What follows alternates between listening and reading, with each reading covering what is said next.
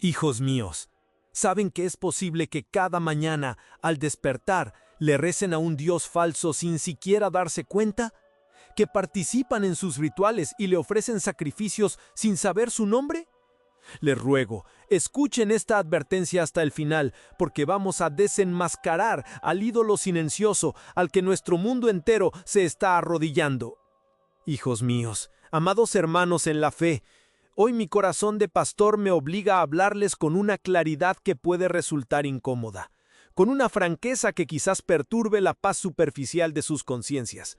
Les pido que escuchen mis palabras no como una acusación, sino como la sirena de un centinela que advierte de un peligro inminente, un peligro tan extendido y tan sutil que ha logrado infiltrarse en nuestros hogares, en nuestras familias y, lo que es más grave, en nuestros propios corazones sin que apenas nos demos cuenta. Hoy quiero hablarles de un Dios falso que el mundo moderno ha entronizado, un ídolo que no exige templos de piedra ni sacrificios sangrientos, porque su templo predilecto es el corazón humano, y el sacrificio que más anhela es nuestra alma inmortal. Cuando escuchan la palabra idolatría, quizás imaginan pueblos antiguos arrodillados ante estatuas de oro o de piedra, realizando ritos extraños a dioses con nombres olvidados. Piensan que es un pecado del pasado, una superstición primitiva que hemos superado con la ciencia y la razón. ¡Qué terrible engaño, hijos míos! El demonio, en su astucia infinita, no ha eliminado la idolatría, simplemente la ha modernizado. La ha hecho más silenciosa, más sofisticada, más aceptable. Ha creado una religión universal que no tiene nombre oficial, pero que cuenta con miles de millones de fieles devotos. Es la religión del materialismo, el culto al Dios que la Escritura llama Mamón. Y su liturgia no se celebra en templos oscuros, sino a plena luz del día, en nuestras oficinas, en nuestros centros comerciales y en la intimidad de nuestros hogares. Pensemos juntos, con una honestidad brutal, en los rituales de esta religión silenciosa. ¿Cuál es el altar ante el que nos postramos cada día? Para muchos, es la pantalla brillante de un teléfono móvil, el monitor de un ordenador. Es allí donde consultamos nuestro verdadero oráculo, el que nos dice si el día será bueno o malo. El estado de nuestra cuenta bancaria, el rendimiento de nuestras inversiones, el valor de nuestras posesiones. Ese pequeño rectángulo de luz se ha convertido en el sagrario donde reside el poder que verdaderamente adoramos, el poder que nos da seguridad y define nuestro valor. ¿Y cuál es la primera oración de la mañana para tantos en nuestro mundo? No es un Padre Nuestro de agradecimiento por el don de un nuevo día. Es la consulta ansiosa de las noticias económicas, la revisión febril del correo electrónico del trabajo, el análisis de las fluctuaciones del mercado. Antes de hablar con Dios, hablamos con el mercado.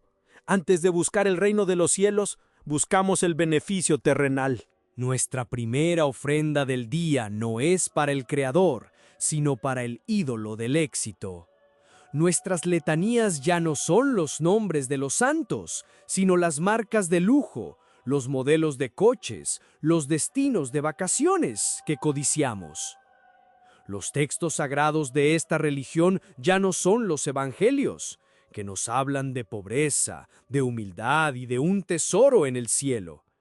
Los nuevos libros sagrados son los manuales de autoayuda que prometen el secreto para hacerse rico, los bestsellers que nos enseñan a ser depredadores en los negocios, a manifestar la abundancia material como si fuéramos pequeños dioses.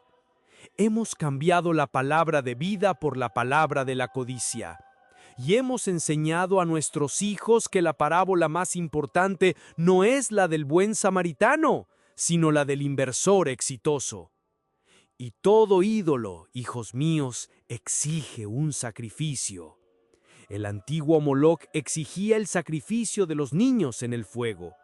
El nuevo ídolo, Mamón, es más sutil, pero no menos cruel.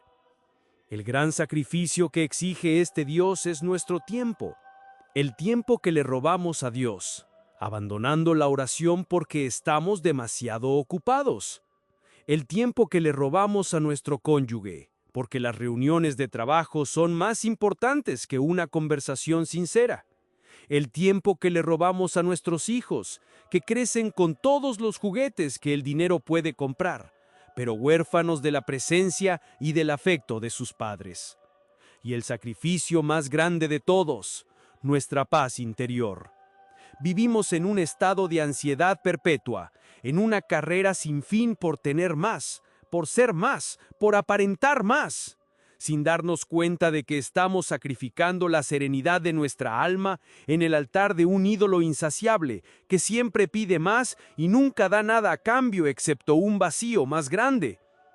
Esta es la religión de nuestro tiempo, hijos míos, una idolatría silenciosa y mortal, y es hora de que la llamemos por su nombre. Hijos míos, hemos desenmascarado la liturgia silenciosa del dios Mamón, ese ídolo moderno al que nuestro mundo rinde culto sin siquiera saber su nombre. Pero para liberarnos de una esclavitud no basta con reconocerla. Debemos entender por qué hemos caído en ella. ¿Qué nos ofrece este nuevo becerro de oro que nos resulta tan seductor? ¿Qué promesa susurra a nuestro corazón para que le entreguemos nuestra lealtad, nuestro tiempo y finalmente nuestra alma? La fuerza de este ídolo no reside en su belleza, pues es un dios frío y metálico, sino en el poder de sus 3 grandes mentiras, 3 falsas promesas que atacan directamente las heridas más profundas del corazón humano. La primera falsa promesa que nos hace el dios del dinero es la seguridad. En un mundo lleno de incertidumbre, de enfermedades, de crisis y de la certeza ineludible de la muerte, Mamón nos susurra: acumula y estarás a salvo. Construye un muro de riqueza a tu alrededor y ningún mal podrá tocarte. Llena tus graneros y no tendrás que temer al mañana. Y nosotros, hijos míos, desesperados por encontrar un ancla en el mar tempestuoso de la vida, creemos en esta mentira. Nos convertimos en esclavos del trabajo, sacrificando nuestra salud, nuestras relaciones y nuestra paz. Todo por la ilusión de construir una fortaleza impenetrable de seguridades materiales. Creemos que una póliza de seguros es más fiable que la divina providencia, que una cartera de acciones diversificada es un refugio más seguro que los brazos del Padre Celestial. Pero ¿qué ocurre cuando llega la verdadera tormenta? ¿Puede el dinero detener la marcha de un cáncer terminal? ¿Puede un cheque comprar el amor de un hijo que se ha perdido? ¿Puede una cuenta bancaria sobornar al ángel de la muerte cuando llega nuestra hora? En ese momento, el muro de oro se revela como lo que siempre fue: un decorado de cartón, una ilusión. Y el alma que confió en él se encuentra desnuda, aterrorizada y sola ante la realidad de su propia impotencia. El Salmo nos lo advierte: no confíes en la opresión, ni en el robo pongas tu vana esperanza. Si se multiplican las riquezas, no pongas el corazón en ellas. La segunda falsa promesa del becerro de oro es el poder. Mamón nos dice: sé rico y serás el capitán de tu propio barco, el arquitecto de tu propio destino. El dinero te dará la libertad de hacer lo que quieras, de ir a donde quieras, de no tener que rendirle cuentas a nadie. Y esta promesa es música para los oídos de nuestro orgullo, esa herida original que nos hace querer ser como dioses. Perseguimos la riqueza creyendo que nos dará el control absoluto sobre nuestra vida y sobre la de los demás. Queremos el poder de influir, de decidir, de manipular, de estar en la cima de la pirámide. Nos emborrachamos con la sensación de poder que nos da una tarjeta de crédito sin límite o un título importante en una empresa. ¿Pero qué tipo de poder es este?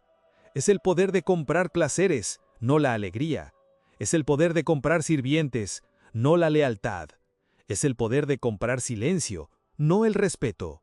Y cuanto más poder material acumulamos, más nos damos cuenta de nuestra absoluta falta de poder sobre lo que realmente importa. No podemos controlar el amor de nuestra esposa, no podemos controlar la libertad de nuestros hijos, no podemos controlar la paz de nuestro propio corazón. El hombre más rico del mundo no puede comprar un solo segundo más de vida, ni borrar un solo remordimiento de su conciencia. La búsqueda del poder a través del dinero es una carrera agotadora que siempre termina en el mismo lugar. La frustración de descubrir que somos reyes de un reino de sombras, poderosos en lo superficial, pero totalmente impotentes en lo esencial. Y la tercera y más sutil de las falsas promesas de este ídolo es la identidad. Vivimos en una cultura que nos grita desde la cuna hasta la tumba: eres lo que tienes. Mamón nos susurra: Tu valor como persona se mide por la casa en la que vives, el coche que conduces, la ropa que vistes, los lugares que visitas. Acumula y serás alguien. Consume y serás admirable. Y nosotros, aterrados ante la idea de ser nadie, nos lanzamos a la carrera de la comparación y la apariencia. Trabajamos para comprar cosas que no necesitamos, para impresionar a gente que no nos importa.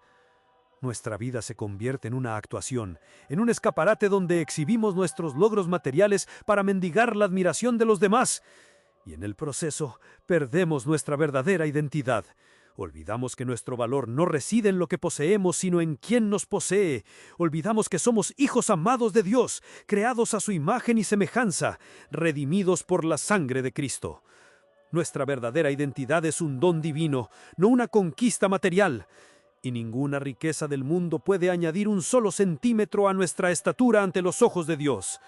Por el contrario, cuanto más nos identificamos con nuestras posesiones, más nos alejamos de nuestro verdadero yo, hasta que un día nos miramos al espejo y solo vemos un maniquí vestido con marcas caras, pero con el alma vacía y sin nombre. Estas son las 3 grandes mentiras del nuevo becerro de oro. Una seguridad que no protege, un poder que no controla y una identidad que nos deshumaniza. Es una trinidad diabólica que promete todo lo que el corazón humano anhela, pero que entrega exactamente lo contrario: más miedo, más frustración y un vacío existencial más profundo.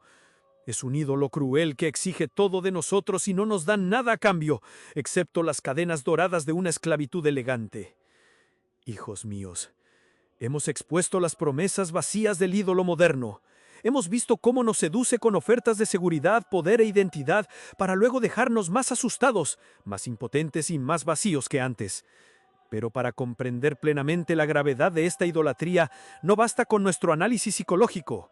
Debemos ahora levantar la vista de nuestro tiempo y dirigirla hacia la historia sagrada, hacia ese momento fundamental en que Dios selló su alianza con su pueblo y le advirtió, con una claridad aterradora, sobre el pecado de adorar a dioses falsos.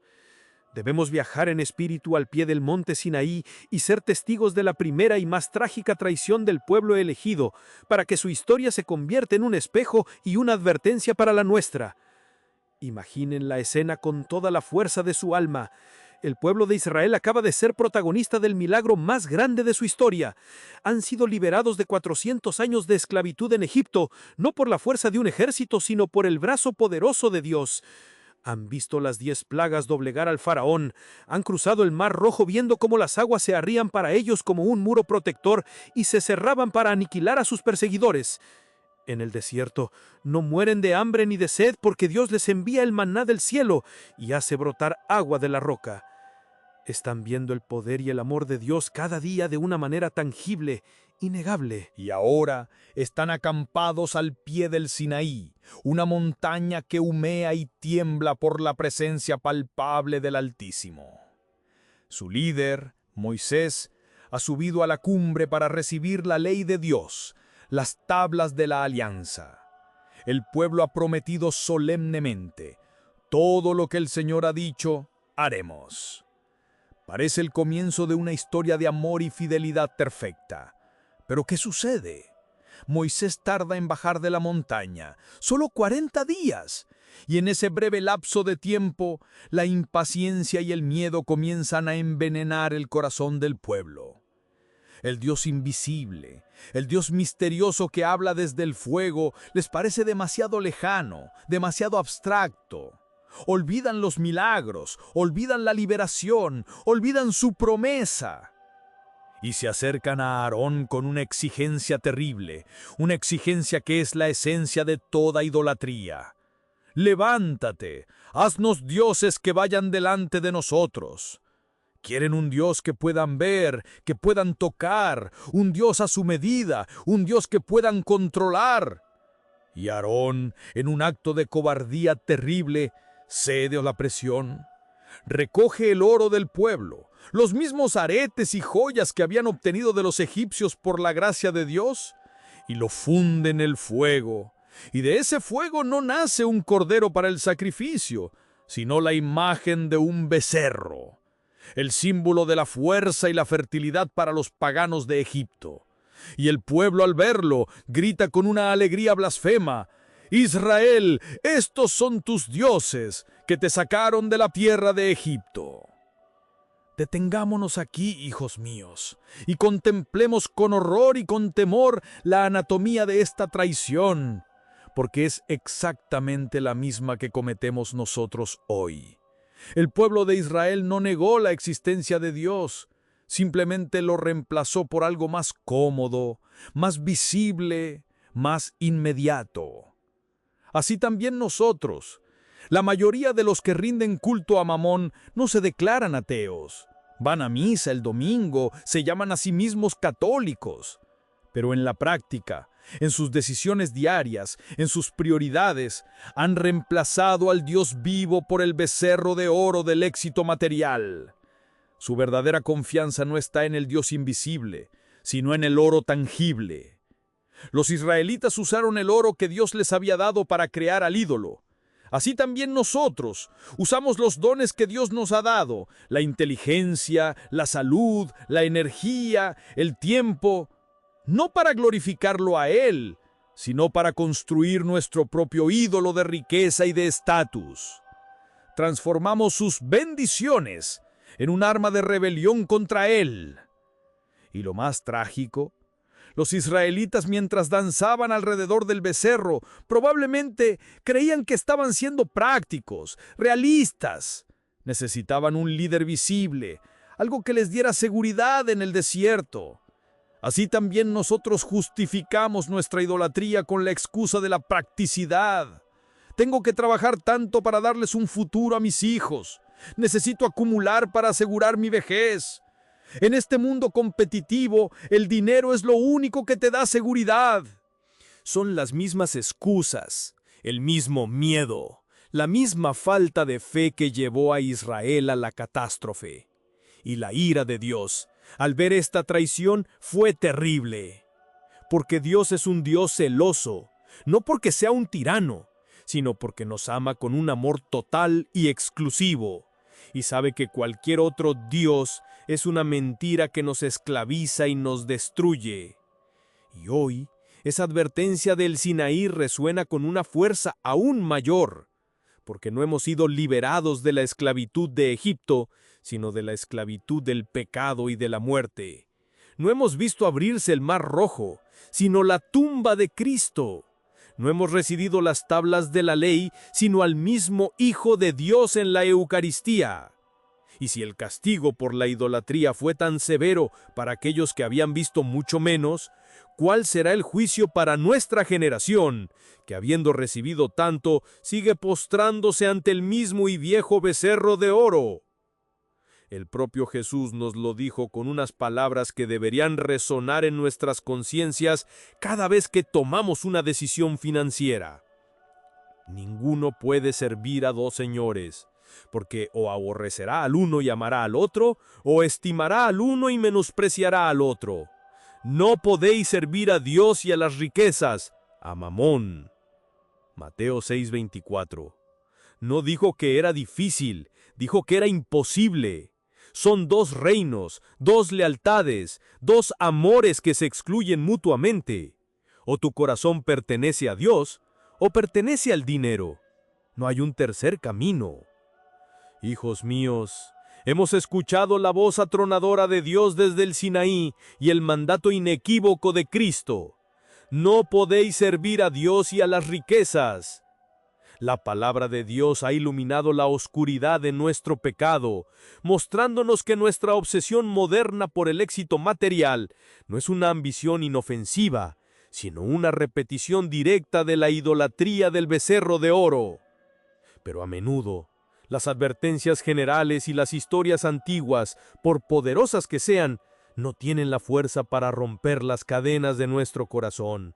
Necesitamos ver las consecuencias de este pecado en la vida de una persona real, en un alma de carne y hueso, para que el peligro se vuelva tangible y la necesidad de conversión urgente. Por eso debo compartir con ustedes el testimonio de un hombre a quien conoceremos como Javier, un hombre que construyó un altar al becerro de oro en su propia vida y que, al final, descubrió que el oro no alimenta, sino que envenena el alma. Javier no nació en la riqueza. Su infancia estuvo marcada por la escasez, por la humillación silenciosa de la pobreza, por ver a sus padres luchar incansablemente por cada pedazo de pan. Y en su joven corazón hizo un juramento solemne y silencioso: yo nunca seré así. Yo seré rico, seré poderoso. Nunca más volveré a sentir esta vergüenza. Esa promesa se convirtió en el motor de su existencia, en su único evangelio. Era un hombre de una inteligencia brillante y una voluntad de hierro. Mientras otros jóvenes buscaban el amor o la diversión, Javier estudiara, trabajaba, ahorraba cada centavo. Renunció a todo lo que consideraba una distracción, amistades profundas, pasatiempos, descanso. Su única pasión era la construcción de su futuro imperio financiero. Y lo logró. Con una ambición que no conocía límites, escaló el mundo corporativo, fundó su propia empresa y a los 40 años era todo lo que había soñado ser: inmensamente rico, respetado y temido en el mundo de los negocios. Construyó la casa de sus sueños, una mansión fría y minimalista que parecía más un museo que un hogar. Sus garajes estaban llenos de coches de lujo que apenas conducía. Su armario, repleto de trajes caros. Desde fuera, su vida era la encarnación del éxito, la prueba viviente de que el sueño se podía alcanzar. Se casó con una mujer hermosa, tuvo 2 hijos. Él creía sinceramente que los amaba, pero su manera de amarlos era a través de cheques, regalos caros, pagando los mejores colegios. Su amor se medía en transacciones. No tenía tiempo para conversaciones, para juegos, para escuchar los pequeños dramas del corazón de un niño. Cuando llegaba a casa, tarde en la noche, su mente seguía en la oficina, sus oídos pegados al teléfono. Se convirtió en un fantasma en su propia casa, un proveedor generoso, pero un padre y un esposo ausente. Su esposa, al principio, intentó luchar por su atención, pero con el tiempo se rindió a una soledad elegante. Sus hijos crecieron viéndolo más en las revistas de negocios que en la mesa del comedor. No tenían un padre, tenían un cajero automático. La vida espiritual de Javier era un reflejo de su vida familiar, una formalidad vacía. Iba a misa en Navidad y en Pascua, más como un acto social que como un acto de fe. Daba generosos donativos a la iglesia, pero lo hacía de la misma manera que pagaba sus impuestos, como una obligación para mantener su imagen pública. Dios para él no era un padre, sino una especie de socio mayoritario y silencioso, al que había que mantener contento con un porcentaje de los beneficios. Su becerro de oro no le dejaba espacio en el corazón para nada más. Y entonces el ídolo comenzó a exigir sacrificios más sangrientos. El estrés implacable, la falta de descanso, la presión constante por ganar más, comenzaron a minar su salud. El médico le advirtió de su presión arterial, de su corazón al límite. Javier lo ignoró, creyendo que podía comprar la salud como compraba todo lo demás. Luego vino la traición de su esposa. Cansada de años de soledad, encontró consuelo en otros brazos.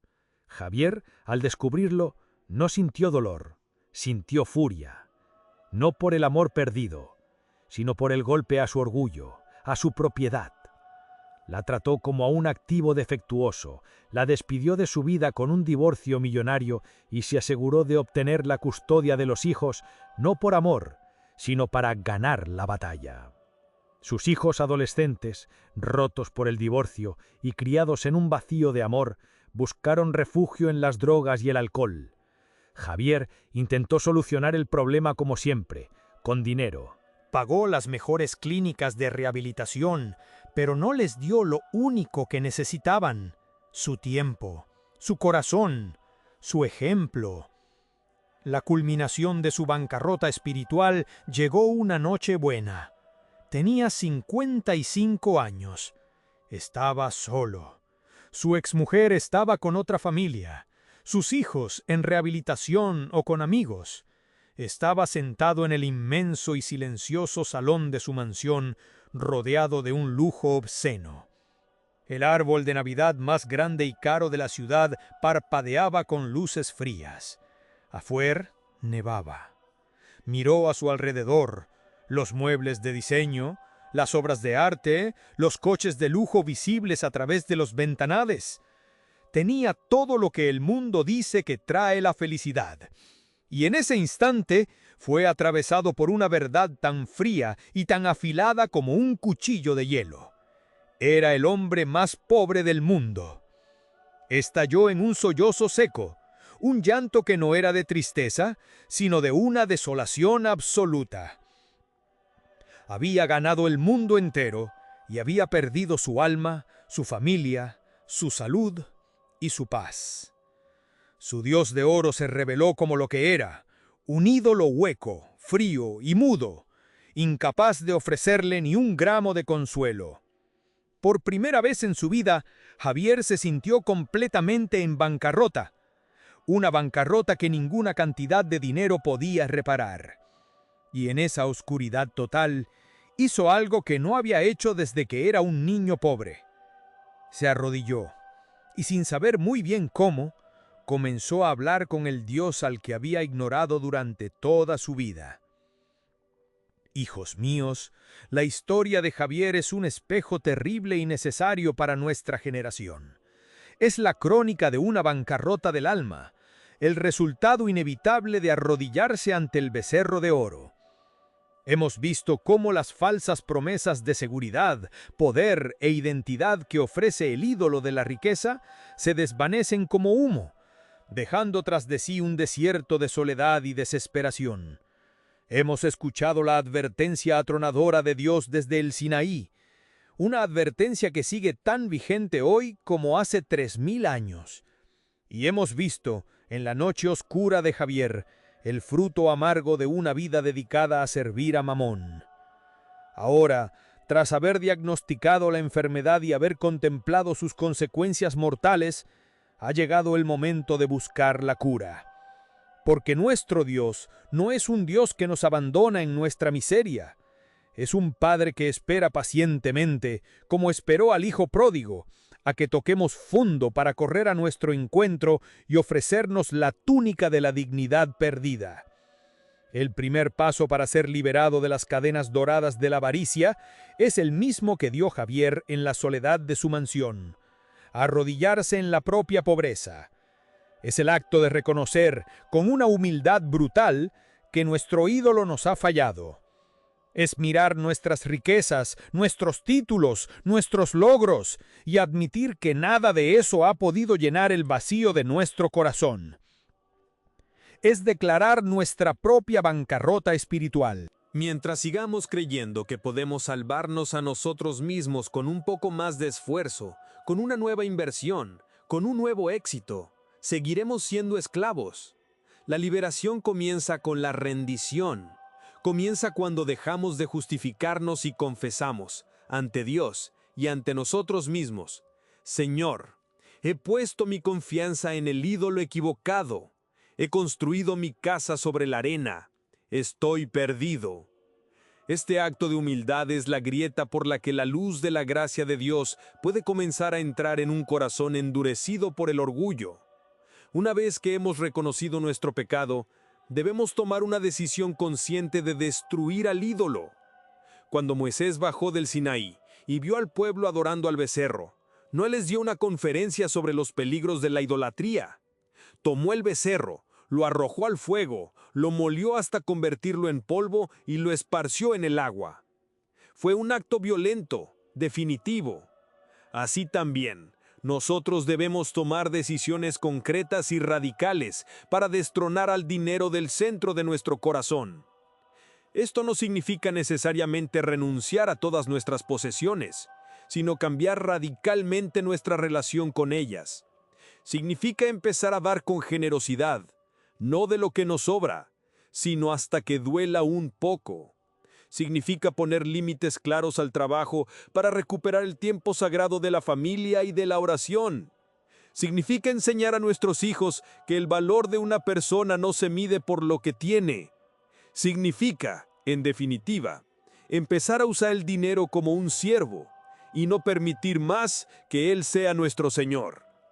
Y ahora, hijos míos, para sellar esta decisión en lo más profundo de su ser, les invito a unir su corazón al mío en esta oración de liberación. Es una oración para romper las cadenas del espíritu de Mamón y para reordenar los amores de nuestro corazón, poniendo a Dios, el único tesoro verdadero, en el lugar que le corresponde. Cierren sus ojos, hagan a un lado el ruido del mundo y repitan estas palabras desde el fondo de su alma. Oh Padre Celestial, único dueño de todo lo que existe, fuente de todo bien y de toda riqueza. Vengo ante ti reconociendo mi ceguera y mi pecado. Confieso, Señor, que he permitido que el ídolo del dinero ocupe un lugar en tu trono. He confiado más en mis posesiones que en tu providencia. He buscado mi seguridad en la abundancia material y no en tu amor de Padre. He medido mi valor y el de los demás con la vara del mundo y no con la de tu mirada. He sacrificado mi tiempo, mi paz y a mis seres queridos en el altar de la ambición. Perdóname, Señor. Perdón por mi idolatría silenciosa. Lávame con la sangre de Cristo de toda mancha de avaricia y de codicia. En el nombre todopoderoso de Jesucristo, que siendo rico se hizo pobre por nosotros, hoy renuncio yo al espíritu de Mamón. Renuncio a la mentira de que la seguridad se encuentra en la riqueza. Renuncio a la mentira de que el poder se encuentra en el dinero. Renuncio a la mentira de que mi identidad depende de lo que poseo. Cierro hoy toda puerta de mi alma al miedo, a la ansiedad por el futuro y a la obsesión por el control. Y te pido, Señor, que arranques de mi corazón el amor al dinero, que es raíz de todos los males, y en su lugar planta un amor ardiente y apasionado por ti, mi único y verdadero tesoro. Enséñame a buscar primero tu reino y tu justicia, con la confianza absoluta de que todo lo demás me será dado por añadidura. Dame un corazón generoso, que sepa dar con alegría, que encuentre más gozo en compartir que en acumular. Haz de mí un buen administrador de tus dones, pero nunca un esclavo de ellos. Te consagro, Señor, mi trabajo, mis finanzas, mis posesiones, mi futuro. Todo es tuyo. Úsalo para tu gloria. Que a partir de hoy, mi vida entera proclame que mi riqueza no está en la tierra, donde la polilla y el orín corrompen, sino en el cielo, donde habitas tú, mi único Señor y mi único amor. Jesús, tú eres mi único tesoro. Amén. Hijos míos, si han hecho esta oración con un corazón sincero, han declarado su independencia del tirano más grande de nuestro tiempo. Han roto los grilletes dorados. Pero esta es una batalla que se libra cada día. Por eso les pido un gesto final, un acto que nos una como un solo pueblo que ha elegido a Dios por encima del oro. Para sellar su compromiso, les pido que escriban en los comentarios la declaración de fe que es el antídoto contra todo materialismo. Jesús, tú eres mi único tesoro. Y a continuación, escriban desde qué ciudad o país hacen esta declaración para que podamos crear un mapa global de almas que han decidido transferir sus tesoros al único banco que nunca quiebra, el corazón de Dios. Si aún no lo han hecho, suscríbanse a este canal y compartan este mensaje. Quizá esta palabra de advertencia y esta oración de liberación sean exactamente lo que un alma atrapada en la carrera del mundo necesita escuchar para detenerse, mirar al cielo y finalmente ser libre.